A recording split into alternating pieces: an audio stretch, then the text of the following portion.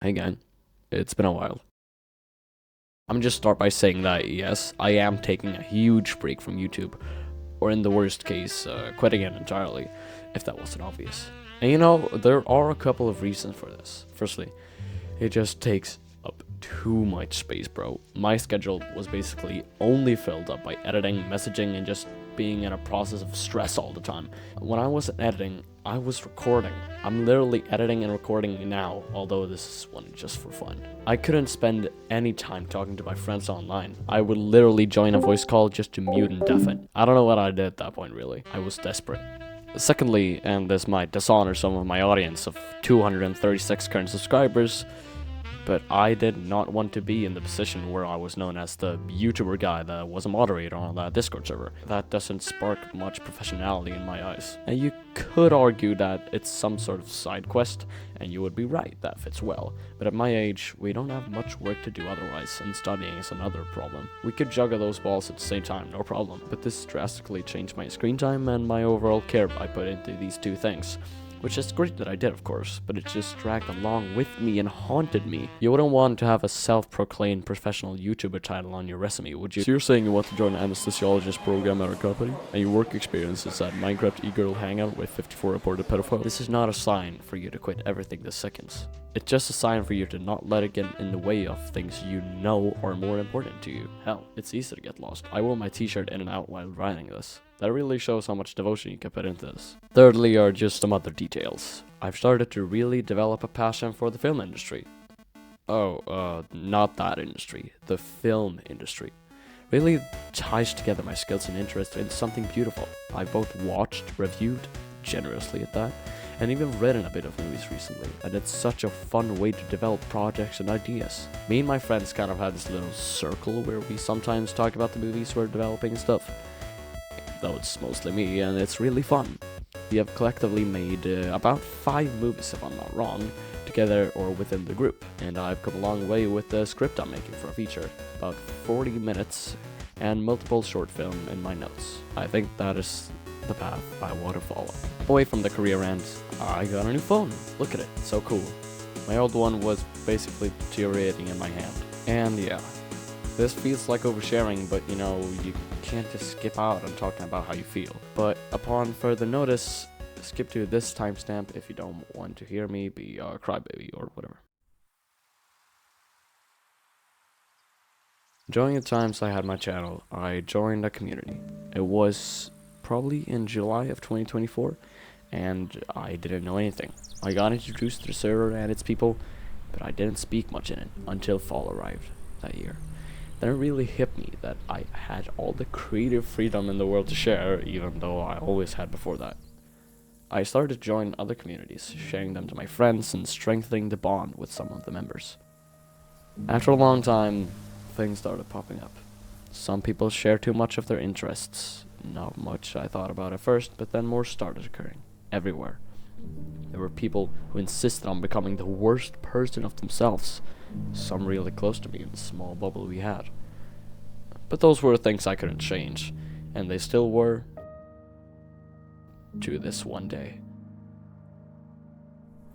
Me and my friends were coming home from a ski trip with the loud Swedish high school classes, and much wasn't happening, other than me being tired.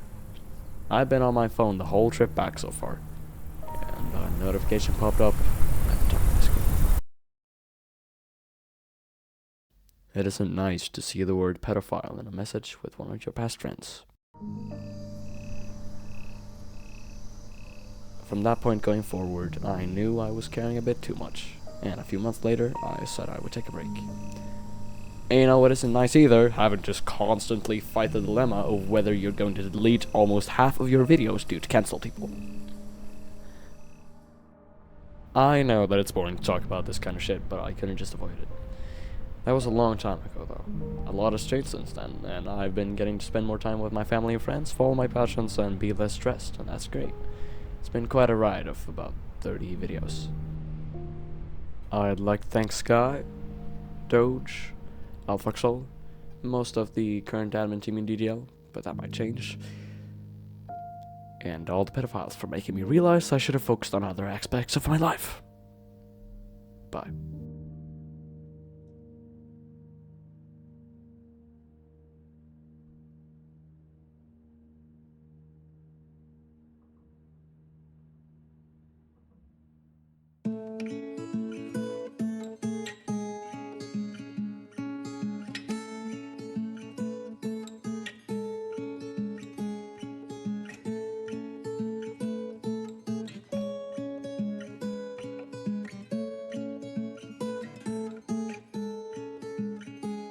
And even when you lost your hair to shame and so much gone, I stood beside you then and there until the cut was done. And even when I lost myself in all of those tall trees, you took me down, you held me up, you patched my bloody knees.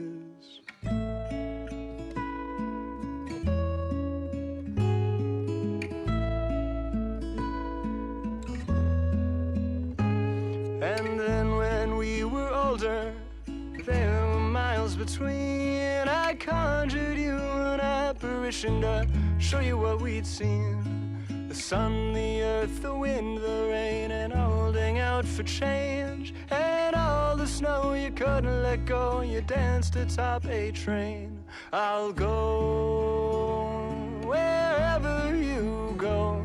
I'll go wherever you go. I'll go wherever you go. I'll go wherever you go. I'll go.